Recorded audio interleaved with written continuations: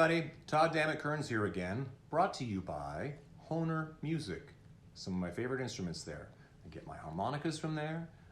They've scored me some ukuleles, guitar stands, one of my favorite companies on the entire planet. Please check them out. Today, one of my dear friends, I've known him 30 some years. We haven't done the math on it exactly. In the earliest days of his career, he would stand up on stage by himself with a microphone and introduce Age of Electric, being hilarious. That led him to Montreal for the comedy festivals, to New York City doing comedy, to Los Angeles doing comedy. He's been on The Tonight Show, he's been on Conan O'Brien. You can see his special on Amazon Prime right now called Conversations, with music by yours truly. Please welcome my dear friend, Ian BAGG.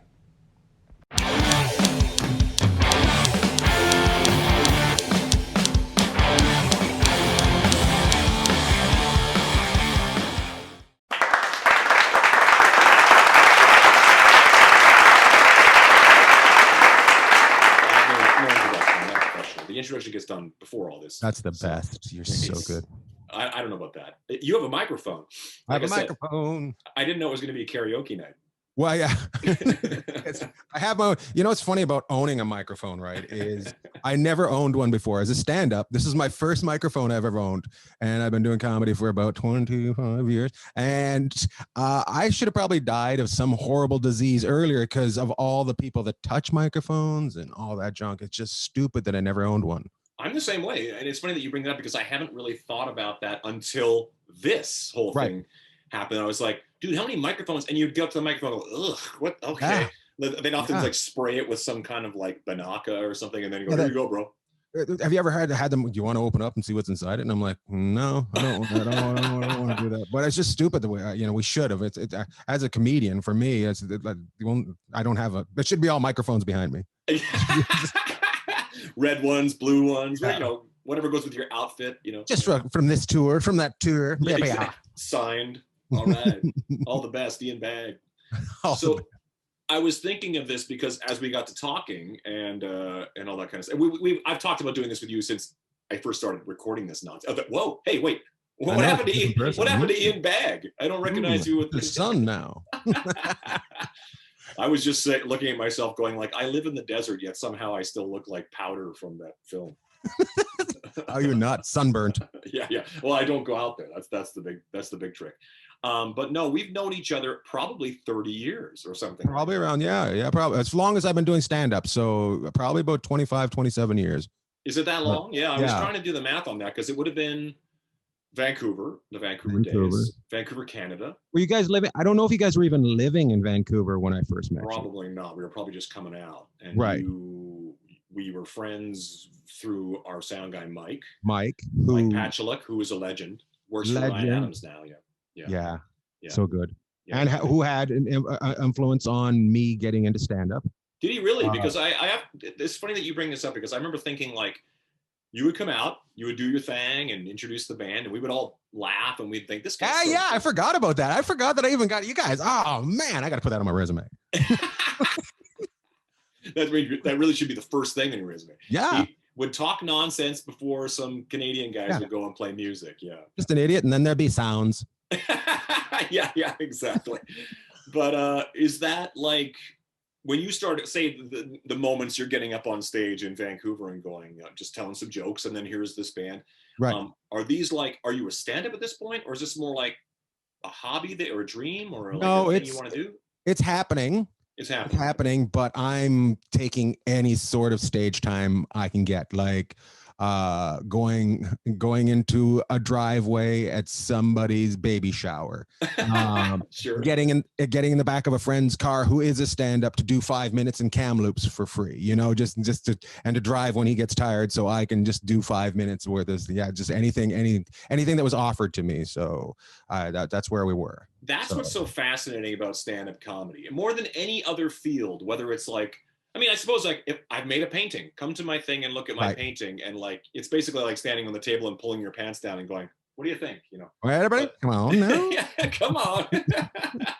But stand-up comedy is so, playing rock and roll. Like I could say the odd funny thing once in a while. People are like, that guy's hilarious. I said one funny thing like 18 minutes ago, and then we played a bunch of music, and I could say something else, and then we play a bunch of, so, but the fact of standing up there and literally what you're holding in your hand is all you're hiding behind. You're literally up there. There's no loud guitars and drums. But that's kind of cool, right? But it's kind of cool what you guys do. I love that you guys have that camaraderie, but also you've got other people that just get in the way of you doing things. Like I'm the only one that gets in my way. Right. And you're like, I told you to be here at 4. You guys are dealing with that kind of stuff where it's like, if I don't show up at 4, I'm blaming myself at 4. So that's interesting. It's so interesting because you're literally, and I think it's actually, that's what's so exciting about it. I guess the only other thing to compare it to is if I walk in with an acoustic guitar and I'm ready to play. It's like, it's one thing when you have like a troupe, whether it's an improv troupe or a band of guys to play with, you are relying. But the fact that you're absolutely 100% independent, you just walk up and go, all right, like you say, in a driveway or whatever. Is it confidence or is it stupidity or is it like it's like I want to go by myself and I want to make people laugh. It's just, I don't know. It's fun, but it's got a little bit of weird arrogance to it, and it's also got stand up itself has a little bit of. There's no front door that anybody needs to break into. Like to play music, you have to learn an instrument. Sure. You don't have to learn anything to do stand up. You don't have to learn anything, but you have to be funny. You know what I mean? And you. Oh, I know a lot of guys that are funny. I suppose that's true. I don't think that funny thing is an absolute need. It's funny that you say that because I can remember like the first times I would see stand up being in a band on the road. We'd play clubs and some guy would, hey, here's some guy and he would come out and tell jokes and I either found it like derivative, like some guy was basically doing like dice in the 80s, or the guy just was like not funny or whatever. But once in a while I would see the odd guy that actually would go on and have a career in comedy. But it was like you're kind of right. Like it is kind of, I mean, it no matter, showbiz in general takes a certain personality. It takes kind of like a mild insanity to think I'm going to stand up in front of these people, talk some shit, and if they like it, great. If they don't, I mean, everybody eats it. Well, everybody eats it. But also, it's kind of like I'm going to make these people my friend.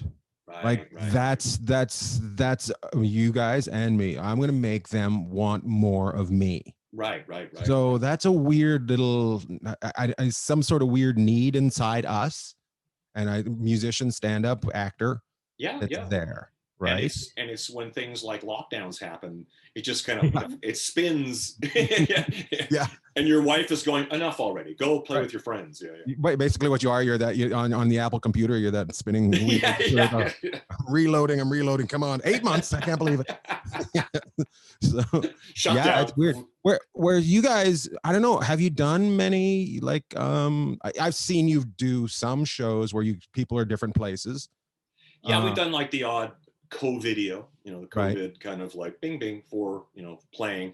That's also weird because you can play music and even that though, playing music, stopping, gank, and then silence is weird. But it's a whole other level to to play Jump by Van Halen and stop but then to like say amusing things into the void is it's so weird. It's so weird, I did about 7 Christmas parties via Zoom during December, and it was interesting. And I would go through the screen and just go through the checkerboard and talk to people, make it that way. But still, everybody's microphones all their microphones are off, so I can't hear them respond unless I'm talking exactly to them. So it's your timing's just like like a guy's learning how to fly. You're like, all right, let's get it in the air.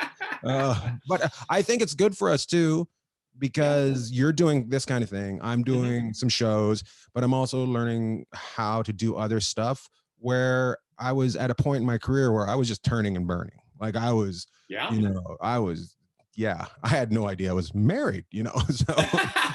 Yeah, right. Oh, right. You get home and you're like, you. And she's the same way. I had no idea. So, Well, thank God you guys have survived 8 to 9 months of this then. Yeah, we've only divorced once during it, so it's been pretty good. And back together. Wow. Back together. All right, we can't get a lawyer right now, so we'll stay. Exactly. Yeah, there's no lawyers right now, so.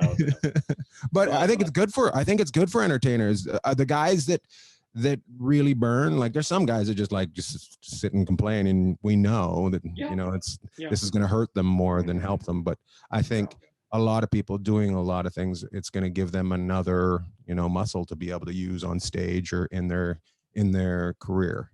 Well, absolutely. I think downtime is important in general, because I don't know what you seem like. I only pay attention via social media and the odd text, but it seems like you're always doing something, kind of like me, in that I wake up in the morning and I've got, okay, I got to do this. I got to talk to Ian at 4. Okay. All that kind of stuff that happens. And but then as the lockdown happened, it was sort of like the calendar was just, in the garbage, clunk, because nothing.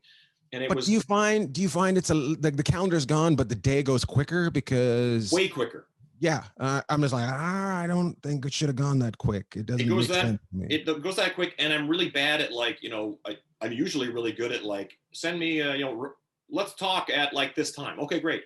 But then time just kind of seems so malleable, and I'm like, oh dude, I forgot to call that guy a week ago. It's just everything is just weird right now. I do a lot of pushing phone calls. I'm like, oh, let's do it tomorrow instead. Exactly. They're like, oh, so you got to get that done. But I also do find I may be cramming too much into the day, as far as, because for me, it's learning things. I've got a ton of YouTube videos. I'm learning how to edit this, edit that, and how to put this in their sound, blah, blah, blah, and just adding on to that kind of thing. So I kind of feel like that might be it, but I also feel that I can just kind of wander off if I have straight time, It's interesting because being around, for 25, 30 years, whatever the hell it is, in watching comedy shift into the internet, the same way that music, I can't help but find these parallels for you and I all the time anyway, because the internet, what we're probably talking on right now, is from a comedic standpoint, what's interesting to me is guys who sit around crafting, and especially for yourself, because I've been to your shows where I'm like, is he going to get a chance to get to his act? Because you're such a good crowd worker that I'm like, I just find it, I was talking to Chris Kale about it the other day, and we were like, I love Chris. Isn't he the best? I'm like, I've never seen anybody work a crowd like Ian, because you're just so good at getting up there. And that's a whole other talent. I would imagine if you never became a comedian, you'd be like everybody's favorite uncle, just kind of, hey. I think I'd get fired from a lot of jobs. Probably that'd be that guy. We had fun, but you really shouldn't talk about the Asian guy. Leave him alone. Yeah. But it is one of those things that you remove that. If you love the stage, which you clearly have a very natural talent. I don't know. I know obviously you worked at it, you built up that kind of thing. But when you sort of literally are now, the idea of having a TikTok and making funny sketches and all that kind of stuff is a whole other thing. It's a whole other talent. But there's, I don't know if you're about me. I signed up for TikTok, but I've put maybe 3 videos up. I don't want to be involved. It's just very uncomfortable for me. I only just recently found out about YouTube, so I just found out you can put videos up, and it's crazy. There's such another videos on there. Yeah, it's such another world. I don't want to mention their name, but they're huge. They're 2 brothers that are trying to box everybody in the world right now. Okay. And I'll just put it like that. And they're very nice guys. They're a little bit out of control, but they're literally box. Yeah, they're trying. They're in, but they're YouTube guys. Okay. And I was doing a show one night in Hermosa Beach, and the owner said, I'd like you to meet these people. And I said, okay. So they came and talked to me, and they wanted to talk to me all about how I use the crowd and all this. And we talked for a while. And then I said, what do you guys do? And they said, oh, we're stand-ups. And they said, we're comedians. I said, where do you guys go on? And they said, we're on YouTube. And I was just like, that was the first time I'd ever had somebody say to me they were a comedian, but they'd never been on stage before. Yeah, it's fascinating. So, and it was interesting. And then I wanted to watch their stuff, and I was like, oh, you're I don't know if you're comedians. I'm like, I think you're more sketch guys or something like that. And then it was weird. It was just very weird. It's a creative thing unto itself, I suppose. Absolutely. But I also that material. It's a clusterfuck and a half, that YouTube. I don't understand it, but I think everybody finds their own way, what they're supposed to, and doesn't mean we all have to have 100 million followers, and I'm sure some of the best musicians have very few, and some of the best comedians I know have very few. So I think that's kind of the beauty of showbiz or art or whatever you want to call it is it's sort of like, you know, there a lot of what ends up happening with people who have a gazillion followers is like, you know what it's like. There are guys who are really talented or people who are really talented and they do what they do and they're happy with their little, their what they've worked out. And then there's people who aren't as talented who are just really ambitious and really can work it and create something. And absolutely, and that's a talent too, you know, but I don't think one's right and one's wrong. I just think it's kind of like everybody has their thing. You know, it's like, no, I think as you get older, which I'm not saying we are, but as you mature, yeah, exactly. Like a fine glass of wine. A fine glass of wine that's been drunk. Drank. You find you respect more. As when you were younger, you might be like, oh, that's shit or that's trash, you know. Right, you know, whereas well, you know, he's got his own thing that he does for his own people, and that's really cool that he's been able to find that niche. Whereas before, you're like, oh God, you know. Oh yeah, yeah. We're always a lot more critical when we're younger. Like, you know, like I talk about that all the time. How it's like when I was younger, I'd be like, that's the worst thing I've ever heard. Now I'm kind of like, oh, just, you know, I get it. You know, it's kind of interesting. You know? Do you find that because you had a mission? Right. And those people were getting in the way of your mission. That's what I felt like for me. Like, I'm just like, I'm trying to do something here and you're screwing it up and you're in the way and you're not good at it. So get out of the way. So, and even now, I think that's a pretty common, you know, like when they make jokes about like, how many guitar players does it take to put in a light bulb? And it's like, you know, one to put it in and the rest all just sit around saying they can do it better, that kind of thing. But that's just human nature to be kind of like, oh, I could do that, or, you know, watching somebody succeed and feeling like, why can't I have that? Or why does that make me a failure? You know, that whole thing. I think when you get older, like you say, when you get older, you kind of feel like, hey man, I got a roof over my head and a car in the driveway and I get to play music or I get to do comedy for a living. And that's right. That's the gold medal right there, right? You know, I know you're the same as me. You know, music's taking you around the world and back again, and you're just like, well, you're from a small town in Canada. How? Like sometimes I just wake up places, and not for a while, but I wake up places and I'm like, there's no way I should be here. Like there's just no way that I should be associated to this. Just some kid from Terrace, British Columbia. You know, it doesn't make sense. So. But that is the beauty of it, and I think that's, you know, if you don't listen to that little voice inside your head saying, "Get there and tell some jokes," you would have gotten a job and you'd be, you know, a regular dude, and you would have probably never been the places you've been or done the things you've done or be living in California. Are you living in California currently? I'm in California. I'm in Long Beach, California. What's your address?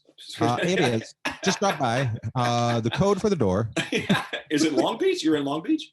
Yeah, I'm in a place called Belmont Shore in Long Beach. Nice. That's great. Yeah. But it's stupid. It's stupid. Like, this is one of those places I'm like, why am I living on the ocean? Like, I shouldn't be living on the ocean. Do you kind of feel like at any minute someone's going to come along and go, okay, we figured you out? I feel like it's all over at any moment. Like, I was, and it's happened. I remember I was deported once. Like really? I was on work papers.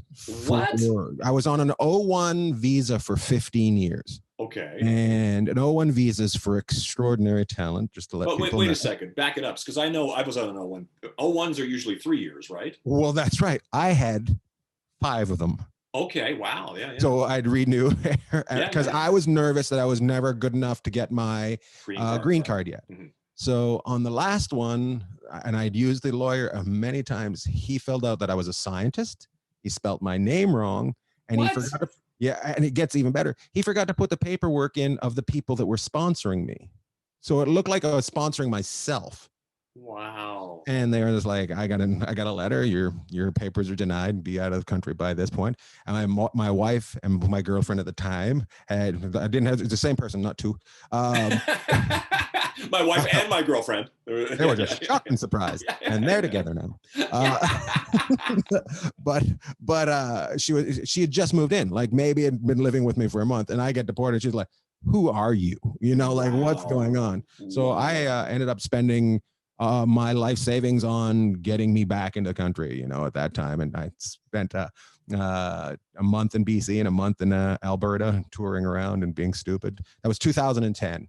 It's messed up to think about because I actually always like to go down this road, especially you're going to have to come on Took Talk at some point and talk Canadian stuff because you know, there's so many of us Canadians, and everybody has their story of how they ended up down here. And I was on a P2 visa, and no one knows what any of that means unless you've been through that.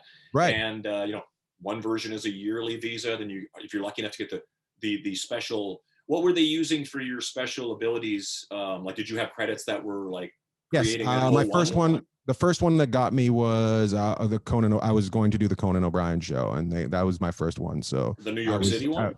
The New York City one. So this is 95. Right. This is my first one. That's so rad.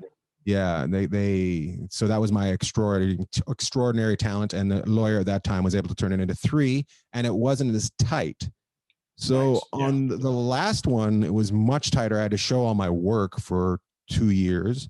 Right. And now, from what I've been told, you can only get like your work papers only last as long as your contract goes. Right. So if you're on tour and that tour ends, you have to go. Yeah. Whereas before it could continue on to the next tour. So here it's a very big problem. So it's a fascinating, but I mean, again, this is the kind of stuff that if I had told you this is going to happen to you when you were like starting out in comedy, you would have said, okay, you would have still done it. You would have still absolutely. Like, all the pitfalls that people place in front of you, all the things that can happen to you, you still kind of go, I'll be okay. You know, I'll be okay. That was the only time I've ever been nervous. Like that, I was like, what if I can't get back into America? Like, I'm not doing this in Canada. There's just 9 cities is not my career anymore. You know what I mean? Like, yucks in every city. And then exactly. So I'm done. So what happens to my life now if I can't do it? And thank God it happened again, because I had that thing going through my head for a couple times. It's taken away and it's gone. You're done. Let's go backwards though, because now we've talked about Conan O'Brien and all that. I'm kind of like, wait a second. It's like a guy starts out in the driveway with a microphone, and then he's on Conan O'Brien. The end. Let's just end it there. The end. Good night. Wrap it up. Good night, Charlie. Stop counting the votes. Yeah, you should all do that. Everybody should go over the microphone. You'll be on Conan O'Brien tomorrow. Yeah. That's all you need. Yeah. If you got your own microphone. That's what they're looking for. I only have guitars. But, you're never get it. So that process though. So what exactly is the first step towards the United States? Did you go down to Los Angeles? And is that like what you jumped in some trunk of someone's car and drove down to LA? And I had done a couple trips to LA. Okay. Where I just got into a car with some friends. They were going to LA. One of my trips was with Craig Campbell, a comedian from Canada who lives in England now. And he had a 1964 Valiant or something like that. And we drove down from Vancouver in that. Wow. And slept on Tim Conlon's couch.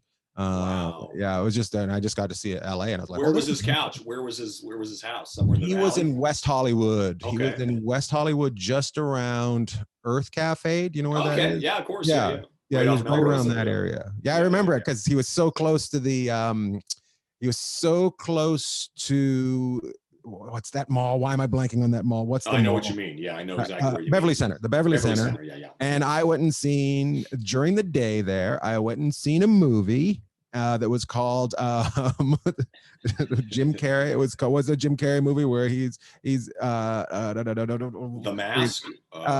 No, he's the animal guy. What is it? Ace Ventura. Ace Ventura. Okay, so it took a while. I just like spun out and I was like, I can't remember anything.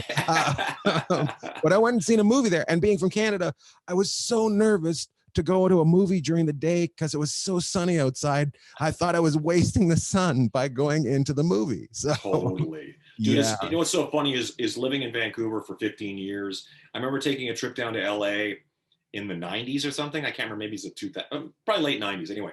And I went, let's go see a movie at the Chinese Theater on Hollywood Boulevard. That'd be the most like Hollywood thing we could do. That'd be so cool. And I remember sitting down, lights go down, everything starts. Romeo Must Die, starring Jet Li. Just happened to be the movie that was playing there, and it was in Vancouver. So it was like this weird, like you're watching the movie and you're like Science World, you know, like it's funny. The library, Sky Train.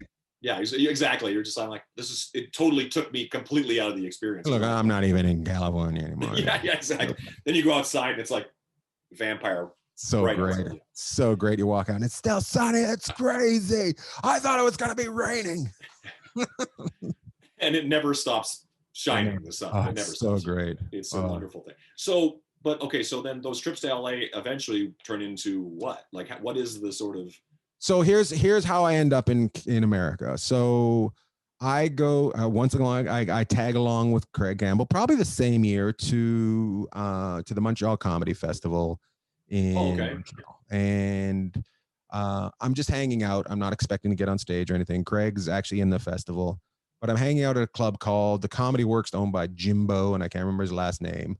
And that's where all the comics are coming and working out. And every so often, somebody wouldn't show up, and they needed somebody to go on stage, and I got to go on stage. And people that were important in the show seen me, and they're like, "Hey, we want to put you on another show." So they put me on another show, and some other people see me there.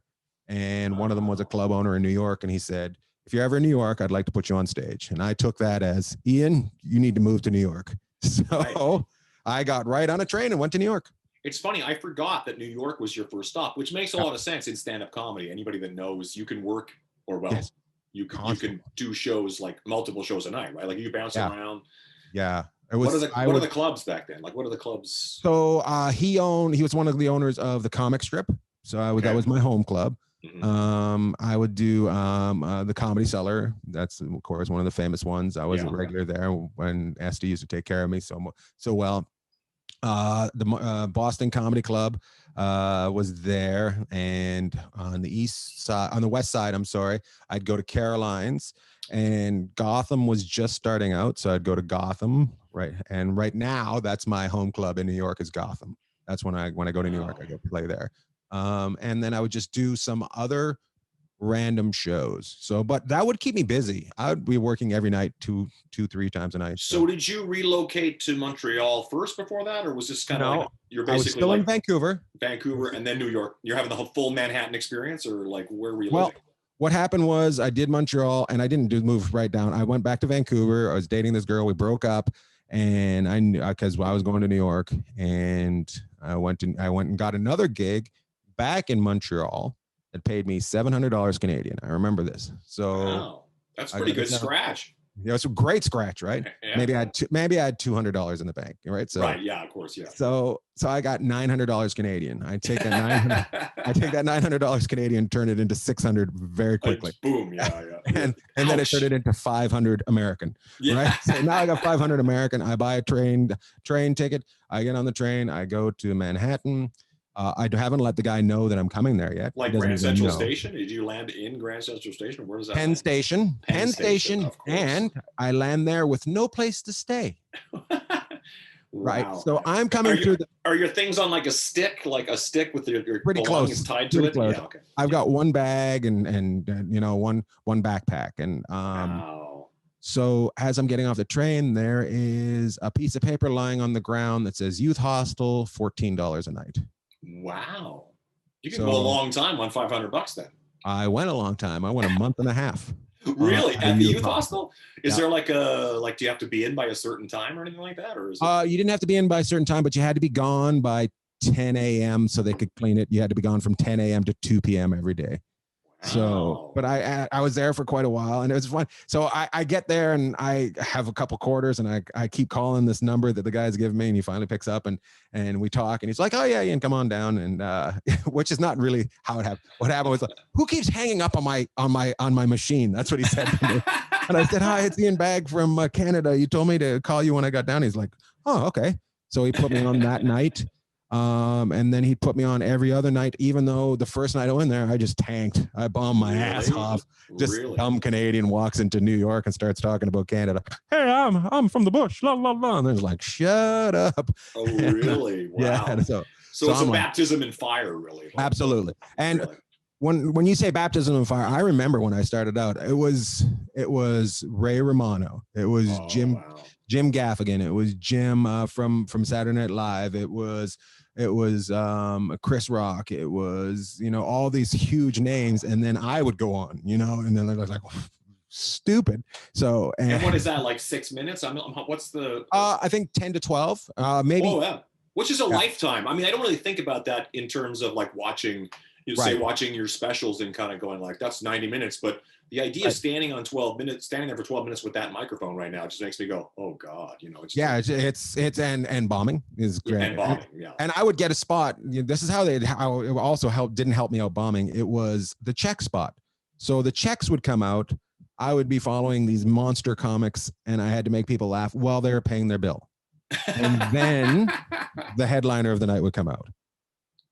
Or the show, Ouch. Because they do a couple different shows. So, Ouch. And for whatever reason, he's like, you've got it. Don't worry about it. You're going to learn.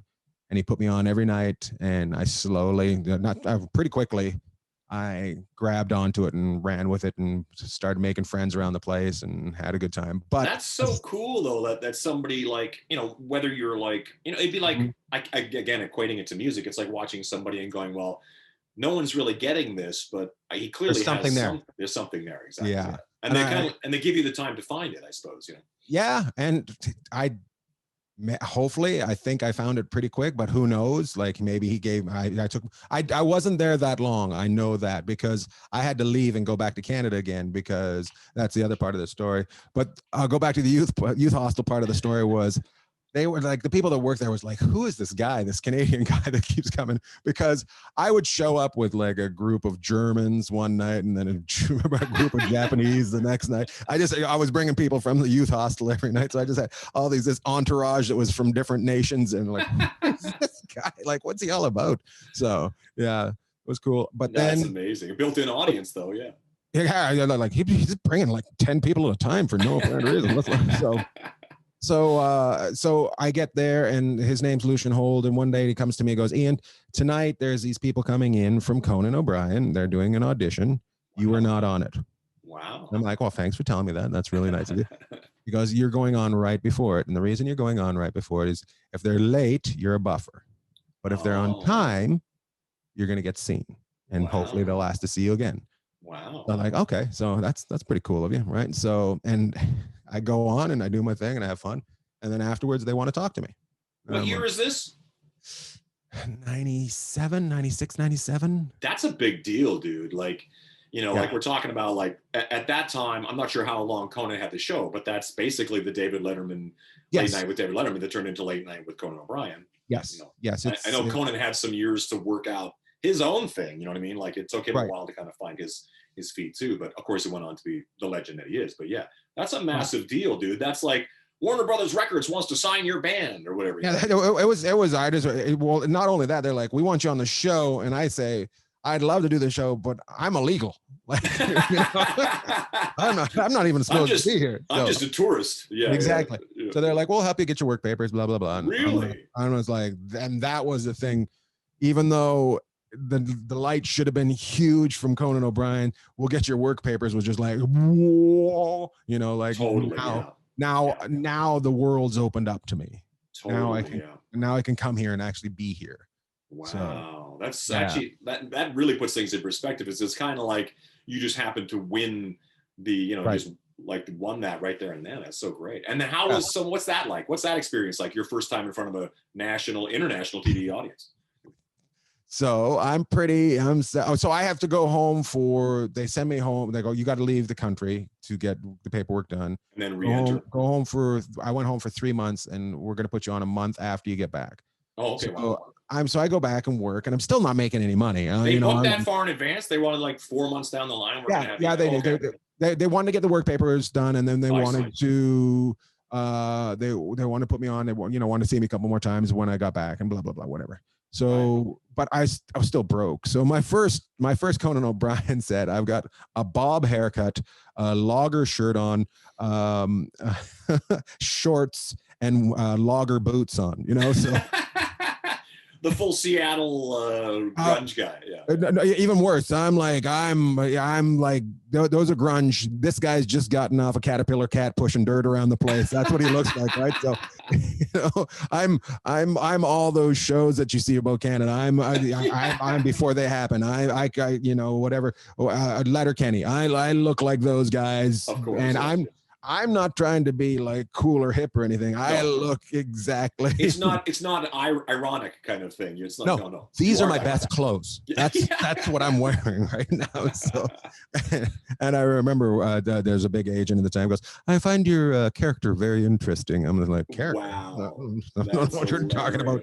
Yeah. So like you thought it was like a Tony Clifton thing you'd created or something. No, that's what they thought I was just doing like this character. And I was like, no, guys, this is me. So. And then that went well, and I did it a bunch more times, and I I was doing a bunch of stuff, and I was loving living in New York. I was living in a,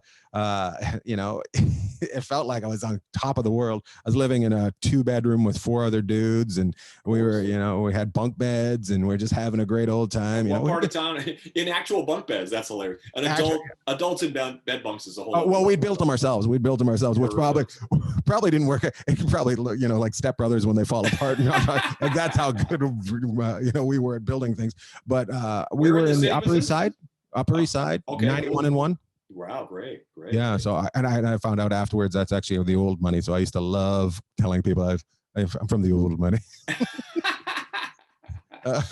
Brilliant. It was weird. I went to acting class while I was there.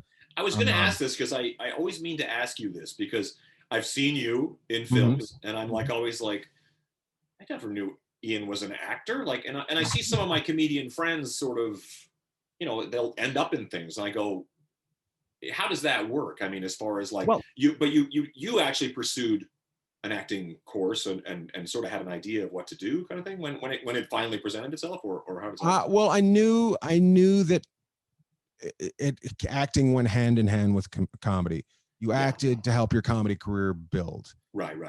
So that when you've appeared on this and this, it just actually is to help build your people to so hopefully it gets King of Queens or whatever. Yeah. So people had also, they do stand up in hopes that their acting career, so they wouldn't have to do stand up. Where I've always wanted to do stand up. That's what I got into stand up for. Totally. Yeah.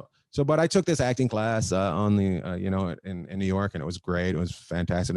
I used to hide under a table. I was like nervous as hell doing it and stuff. I can't imagine. And the guy down the street that I went to acting class was also a trainer, and he would train all these different actors. So he would always be walking by with these like famous actors. He used to make me laugh. It was so crazy. It was so crazy. I remember who's the guy that was the Joker just not too long ago. Joaquin. You're just checking your memory, and you're doing very well. I'm a good Trivial Pursuit player. Don't worry. You are doing fantastic. Oh my God. I'm going to take you to the bar so we can click on those buttons. So he's with Joaquin, and he was trying to train Joaquin. He was so mad at Joaquin because he couldn't run. He was out of shape. He's just like, this kid is the worst. He's never going to make it anywhere. I remember just bitching at acting class. Just a loser. And so, but I used to go to the acting class, and it was all these models. It was insane. Sure. Yeah, oh my God. It was, and I'm 25 years old. I'm like, this is great. In your logging shorts. Yeah. They just treat me like they're their kid brother. Oh, he's special. Well, that's true, because it's like I've always wondered that, because because like you say, comedy just comes hand in hand with, like, eventually you'll have, whether it starts as a bit part or an actual thing, or the next thing you know, you're in a film or whatever it is, and it's like a few of my friends have been kind of like, well, I don't know, I just kind of fell into it. I just memorized my things and stood where I was told to stand and did my thing. But then, there's such a process. It's almost a giant insult to anybody who's an actual trained actor to go, I just fell ass backwards into this thing, and now I'm like, It isn't an insult, but it's also to them. It's also, they get it. It's not like they're falling. You're not falling into Broadway. You know what I mean? Yeah. You're falling into film, which you can just stand there and come across perfectly. Or sitcoms or whatever. Yeah. So it's weird. I like it, but it's not like, I'm not. Like some guys are, I got to get that. And I'm not like that. I'm like, oh yeah. No, I think it happens. You're such a great stand-up that it's like, you're exactly right. Like, if something just comes along, great. But it's like, that's what you wanted to do. So again, you've won the gold medal because you're doing what you want to do, and you pay the bills doing that. I'm also that guy that will remember an audition 10 years later and go, oh, that's what they were looking for. I'll be like, just, I was doing it completely wrong. I'm such an asshole. I was like, that was a decade, and I probably missed that film. We got about the auditioning process, because I've been through this too, because I got cast in something years ago as, hey, can you play a long-haired tattooed musician guy? Ooh, good for you. It was a real stretch, yeah. So, but you do that kind of thing, and then next thing you know, there's an agent that wants to talk to you, and then there's auditions. And I think I went on one or two things, and I was like, this is absolutely not for me, because it's different when you found your thing. Like for you doing stand-up, and for me is way different, because music is music and acting is almost like a totally different thing. So, and I was just kind of like, because it can be, I don't know how actors do it, frankly. I don't know how you can deal with that kind of like day in, day out, like, you know, just shattering kind of it's unbelievable. Like entertainment to begin with, most doors close, you know, not every once in a while one opens, but most doors close. But even for an actor, it's just constant rejection. I mean, you're sort of like, and then like, you know, 99 times you've been rejected, and then that one time you got something, and it's like, God bless them. I mean, it's again one of those talents that I look at. Like when I look at yourself, I watch that and I go, that's awesome. But I never in a second is there something that bites me and goes, I'm going to do that. You know, it's like it was like seeing guys play guitar where I'm like, I'm going to do that. But when I see actors, I kind of go like, I don't.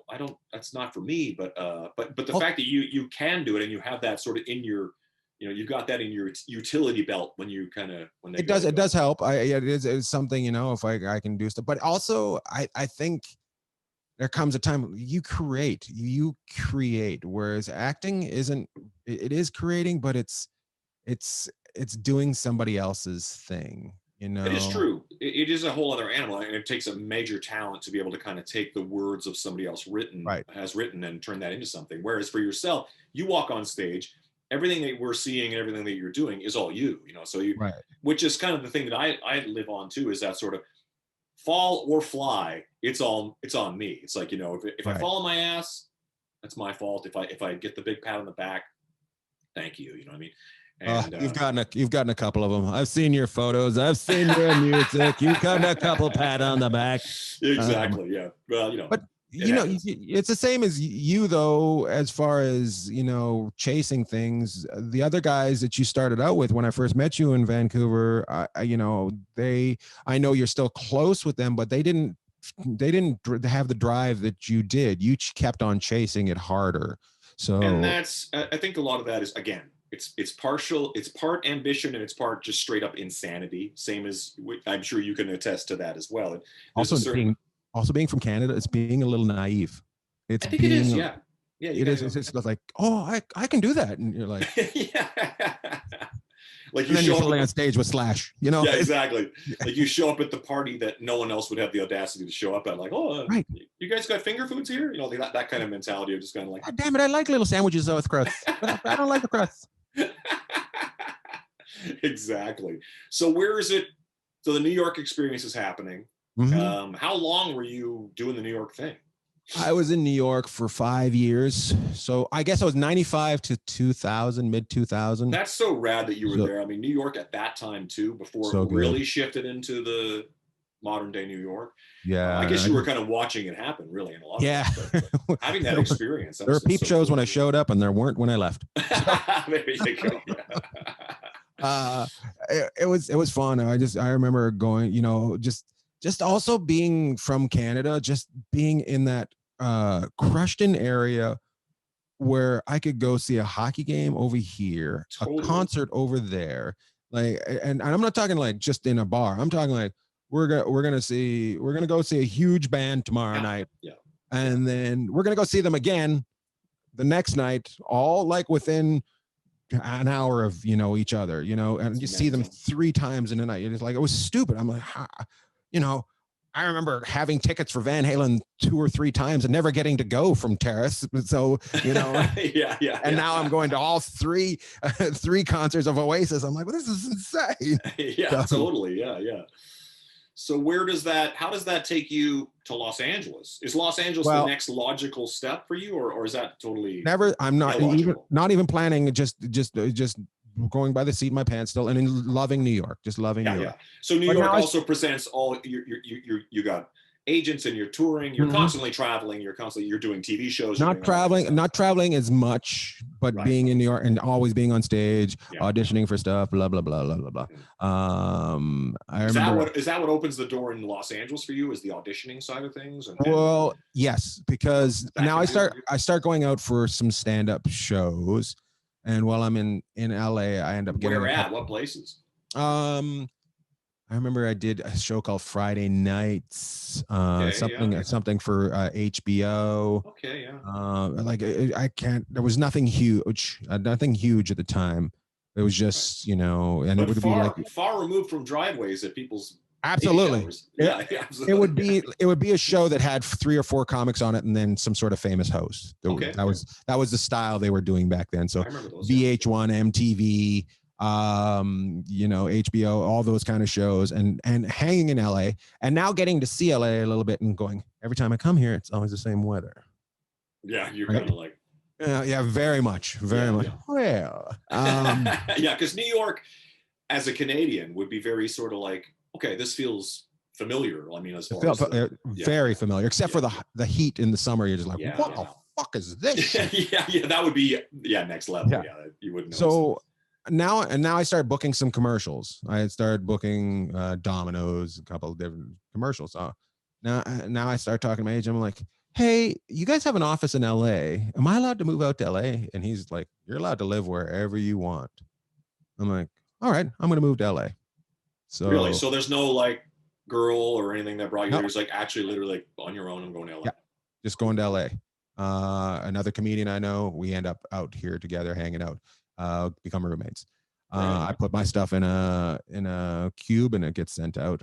So no youth hostel in Los Angeles. It's like to the valley or something, or where were you? No, I'm in Runyon Canyon. I end up in Runyon, which is perfect. That's where almost everybody, when they come to LA, if they end up on the non-valley side, they end up in the Runyon Canyon area. Totally. So, and I love it and having a good time, and just I switch agents, just having good. I end up on the Tonight Show.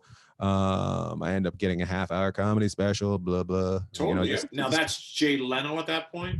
Jay Leno that time. I ended up doing those shows, and just I remember seeing you on all those things back in the day too, and being like, this is so great. And that would be when was that? The Jay Leno thing started when? Like, when did you start doing that? 2003, I would say. 2003, wow. 2004. It's funny to think how long ago that is now. That's it's crazy. I'm just like, I fell asleep and now it's 2020. I don't get what's going on. 21, baby. 21. Oh, 2021. Oh, stop it. Oh, I don't like it at all. Yeah. The whole year. Yeah. So I guess I've been doing stand-up longer than I thought I had. Holy shit. Anyways. And at this point I start touring. I just start touring. I was like, I want to tour. Now, what does that entail? Because I always think it's interesting because it sounds so glamorous, the idea of like, because I've been touring since I was like, a teenager, and that involved vans that may or may not make it to Winnipeg or whatever. Right. And there's a good chance it will break down and it's gonna be freezing cold and I might have to sleep on someone's floor or whatever's gonna happen when I get there. But for you guys, and what I think is really interesting is the working comic who around the Comedy Store or whatever floating around LA, there's a lot of like, I don't know whether it's Vegas or Reno or Columbus, Ohio, or whatever it is.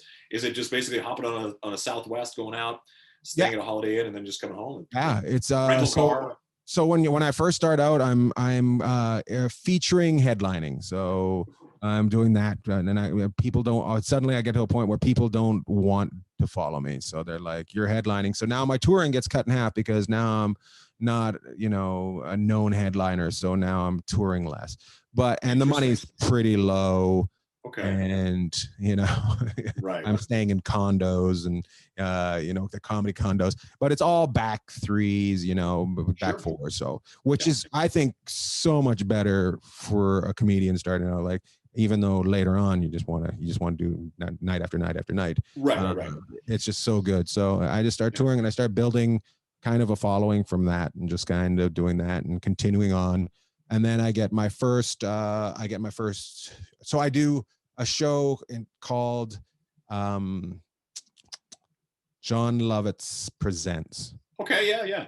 And the guy that does that goes, next year I want to do an hour with you. I'm like, great. Okay. So we do an hour and it ends up on the old Showtime. And it's funny because it starts airing on New Year, the day before New Year's Eve. I don't know what year it was, but one of the bouncers came in and said, "Hey, I watched you on Showtime last night. That was fantastic." And I'm like, nobody told me. Like, just suddenly it was on. So, and then that couldn't even tell my mom. No. I wouldn't want to tell her. Which is, it's a funny thing. I was so nervous. I swore every second. Like, I'm fucking.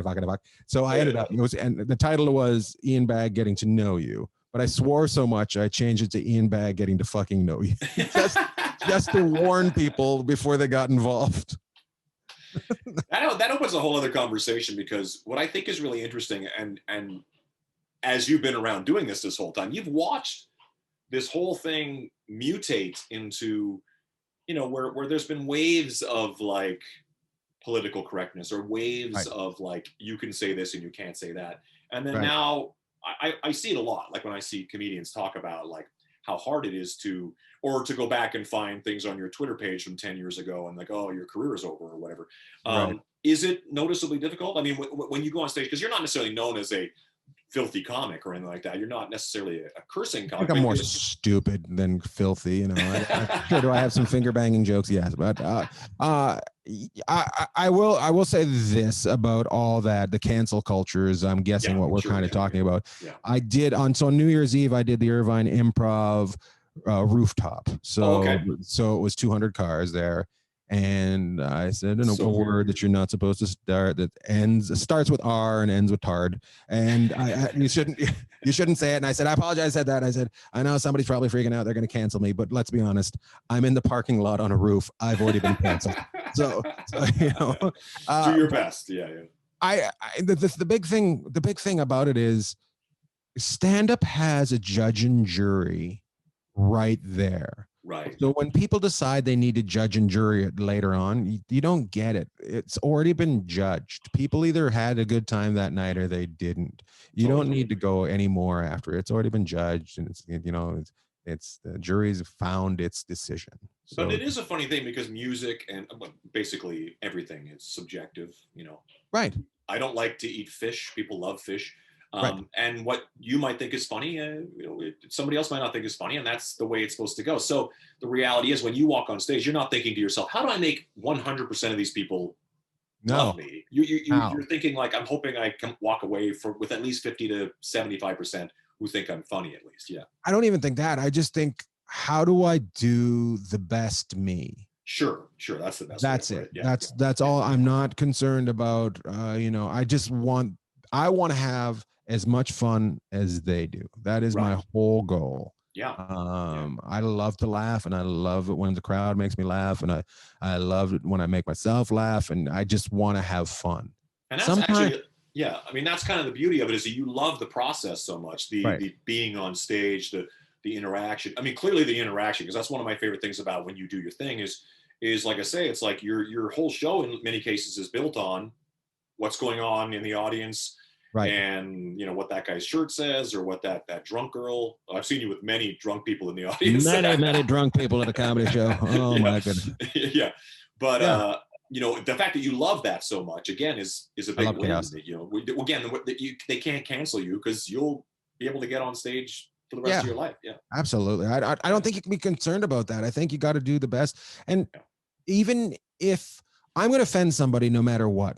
Doesn't matter how clean I am. It does. If I put all my effort into not offending somebody, I'm still going to offend somebody, and I'm going to feel like shit because I didn't do what I'm supposed to do.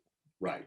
You follow your own instincts. So just do you, and then somebody's going to be hurt, but at least you hurt them with you, not fake you. Exactly. So, that's actually a very interesting point, because it's so. I mean, that's why the old expression, you can't please all the people all the time is a thing, because you just can't. And I think that's true of every band and every comedian and every actor, is that some people love this and some people don't love that. And that's fine. I'm perfectly comfortable with the fact that some people don't like what I do, and that's fine. It doesn't really faze me, but I always wonder about that, walking on stage, like, okay, like I would imagine, depending on where you're standing, like, because I know that, the venue you're standing in, whether it's, I don't know, like some sort of a political thing or a college you read thing. The room. Of course, you read the room, right? So, but you read the room and you be you. You're gonna offend somebody no matter what. It doesn't. So how do you make yourself feel the best? Because my show isn't about you're an ass because you wear that shirt. It's not that. It's like, how there's a whole thing that we build about that shirt. It's that's what my show is turning it into fun. It's not about being above somebody or making them feel bad about themselves. It's about laughing with each other and not taking anything serious. Exactly. It's basically, you're at a party, but you happen to have a microphone. basically. Right. Yeah. It's I'm a tour guide. Yeah, your tour guide. Put your tables in their upright position. Here we go. Yeah, we're going to have fun. I don't know how this table's going to save your life, but put it up. But yeah, so from there, the Los Angeles experience, of course, you've been there now almost 20 years now. Yeah. It's crazy. Yeah. There you go. So you're an Angelino.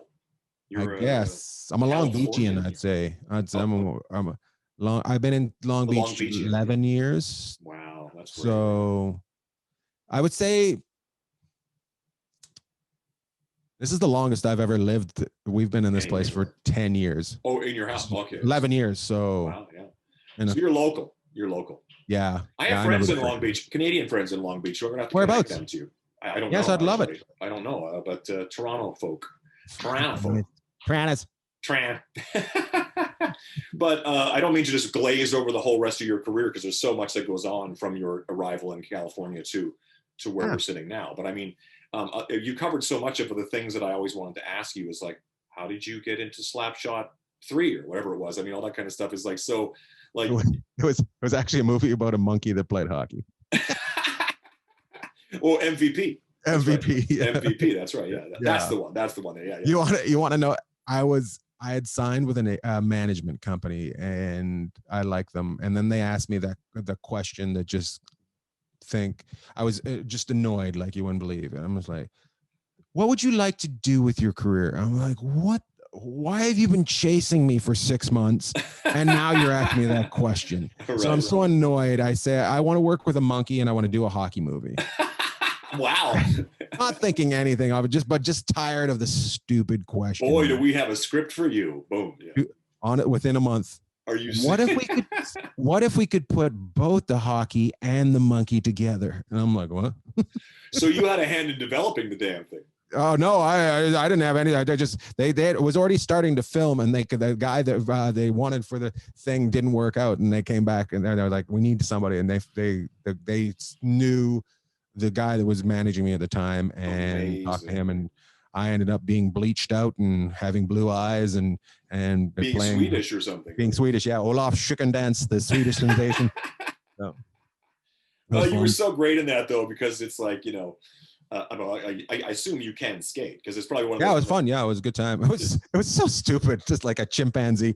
We're skating around the ice. I remember the director would say the funniest things. He'd just like, "Hey, keep this serious," and then then roll a chimpanzee out on skates. And like, Yeah, you were like, this is the most absurd thing imaginable. Yeah, give me a break. And I'd always get caught. I'd always get caught staring at the chimpanzee.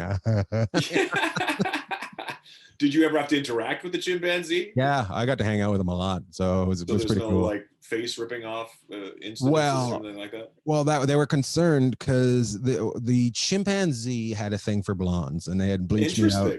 Right. So they would place people in the crowd, and then every so often a blonde girl would end up like just low enough that he would catch the eye of the blonde girl, and then he'd get away from the trainers and start skating and trying to rip off his clothes and get over the glass. So I'm guessing it was blonde-haired, long-haired girls or something, like, So wow. He had a type. He had a type, and I respect that. Yeah. He's going into his sexual maturity, is what the there you go. Said. Yeah. I was like, well, I got blonde hair. I'm concerned about it. And one of the scenes, he's bashing my head on the ice, and I'm just like, right. Hey, should we be doing this? Should we really be doing this? Because I don't think you guys got control on him.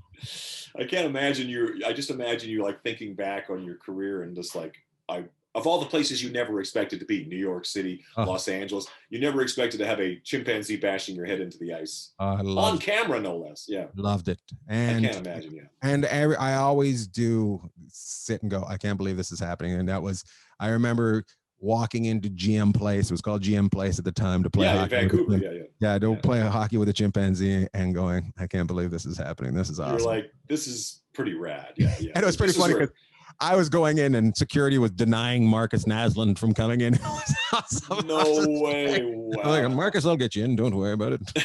I know a guy. Vancouver Canuck Marcus Naslund couldn't even go to his own office because you guys were. So funny. I'm sorry, we're filming a movie right now. You can't come in. Wow. We just want to see the chimpanzee skate. Yeah, exactly. Put him on the Canucks. You never know. You're Swedish. Crazy. I'm playing a Swedish guy. We're best friends. So yeah, exactly. I'm sure he would appreciate that. Yeah, exactly. That's so awesome. That's really crazy. Well, I've dragged you into this for an hour. So is there what exactly? How does it end? That's what how does it end? ... The end? Question mark. Hopefully it never does end. I'm sure are you the same way? Like I kind of, when you see people die on stage, you're like, that's pretty cool. Yeah, exactly.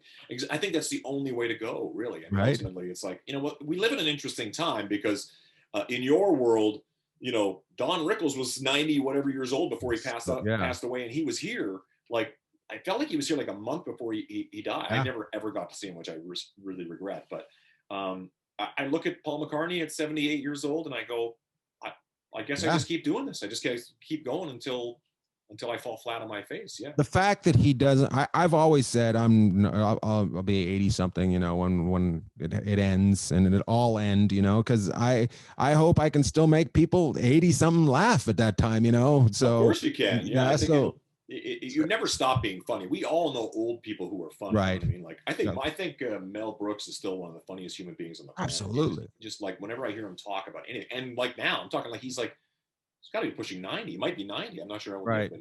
Jonathan Winters was the one that I went and seen. He did this like actor studio thing, and I went and seen him talk, and he made me laugh, and he made me cry, and he made me just want to talk to him. He talked about, you know, him going to war and coming home from war. Wow. And none of his stuff was there. He's like, he comes home to his parents' house and none of his stuff was there, and they say, we didn't expect you to live. So wow. Yeah, so before you died, we sold it all.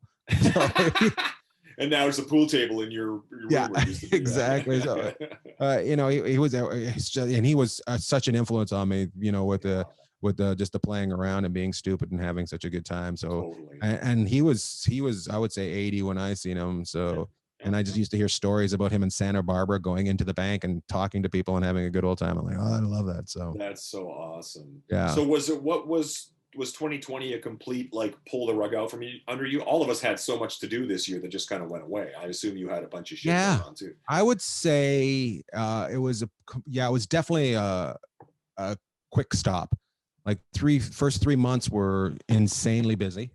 And then I was hoping to build on some stuff, and then it stopped, and I thought it'd be back on by April, and then it wasn't on by April, and I thought, August, and then September, and then, you know. If you would have told me at the time, we'd be doing this in January, I'd have been like, you're mental. That's never going to happen. But right. It's so you always want to end this thing on. So what do you got coming up? You know, and you're always like, waiting for this to kind of not be a thing, and we can go back to. I'm hoping to within like maybe in February starting something again in Vegas. We're hoping to do some golf courses right now. It's just cool. I get it. It's nothing's going on, but we're hoping to do some outdoor stuff at a couple golf courses and for the public, and be able to get 50 people at a time. So hopefully, let me know if you do. I'd love to come. It'd be something. Yeah, I'll definitely let you guys know if I'm going to be out there. And then I hope that by late summer we'll be rolling. You know, maybe not as big as crowds, but I'm hoping to be rolling indoors. So I know a youth hostel guy here in town, so that might. I'll come stay there, bro. I'll come stay there like you son of a bitch. You'll never let that one go, will you? Nope. No, that'd be great, man. And I'm with you. I'm kind of like I've been cup half full this whole time. Like, don't worry, it's gonna be crazy. It's gonna be nuts. But eventually we're gonna be like, you know, in some flight Southwest to wherever and bitching and complaining about this total hassle, and then think to myself, I was dying for this to happen, so I should just kind of like shut up, get on the goddamn plane, and go to my gig. Yeah, exactly. We should enjoy this for what you can enjoy it for, what's going on, and then afterwards we should enjoy there. The thing I look at is there was the Roaring 20s after 1918, so I'm hoping we got the same thing going on where people want to get out there and live again and not take it for granted. If only I was in my roaring 20s. But. Right? Oh my God. Oh, to be in your roaring 20s. Fun times. Yeah, I don't know. Such an idiot. I'm so much better at life now than I was in my roaring 20s. So I think it's, yeah.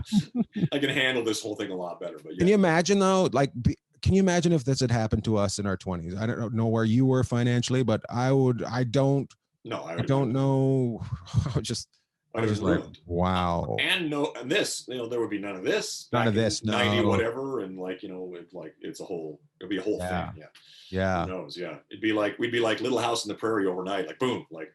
Absolutely. Yeah. Horse and carriage. I didn't even think about that. I didn't even think about there not being internet back then. Son of a. We're watching a lot of I got Weird Science on VHS. What do you got? Cool. Yeah. You want to watch Weird Science stretched out because we've rewound it so many times? It's got some sort of weird speed to it. Yeah, exactly. Over the Kelly LeBrock parts. Some guy stopped and paused her many times. But yeah, well, that was the greatest when you had a roommate in your 20s. You could tell where he ejaculated by where the tape stopped. The Phoebe Cates part of Fast Times or something. Really? Yeah. Him delivering fish. That's where you came. And then, I love that you handle it like a scientist too. Like, huh, click. You're not gonna write that down. Interesting. Well, I'm really happy we got to hang out because I've been wanting to do this with you the whole time. It's like at some point we'll get around to it. So now we have. I was like, I finally seen a couple. I'm like, Todd, I want to do one. And then you're like, all right, let's do it. I know. I kept hounding you about it, and then getting kind of caught in everything. You don't have to explain it all. And I want to thank you. Thank you for always, you've always been great to me and been very nice. On my last special, you gave me the music to use on the special. Everybody should go watch that right now. It's on Amazon Prime right now. Conversation. Amazon. BAGG. Yeah, please go watch it. And the music's Todd. It's Todd's music. Yeah. It's the intro track is me, so that's kind of fun. It's such a great show, though. I mean, I love watching you do your thing, and I can't wait. But so let's do this again sometime. I'd love to. And thanks for rocking. Always rocking. Thanks for fucking rocking. There's dust all over these guitars, but eventually I'll start rocking. Yeah. And you should probably turn off the lights in that store and go for. Yeah, exactly. Before the Sam Ash manager comes and kicks me out of the store, I should get out of here. Todd's Guitar Lease Center. Yeah, exactly. Yeah. Well, I love you, brother, and I really, really wish you all the best. I'm sure you don't need anything from me. You're killing thanks, it. man. You are killing it. So I appreciate you, man. I appreciate you, and I appreciate everything you do. And you, brother, and you. Keep it Canadian. Pommy sticks. Big love, Daddy-o. Thanks, bro.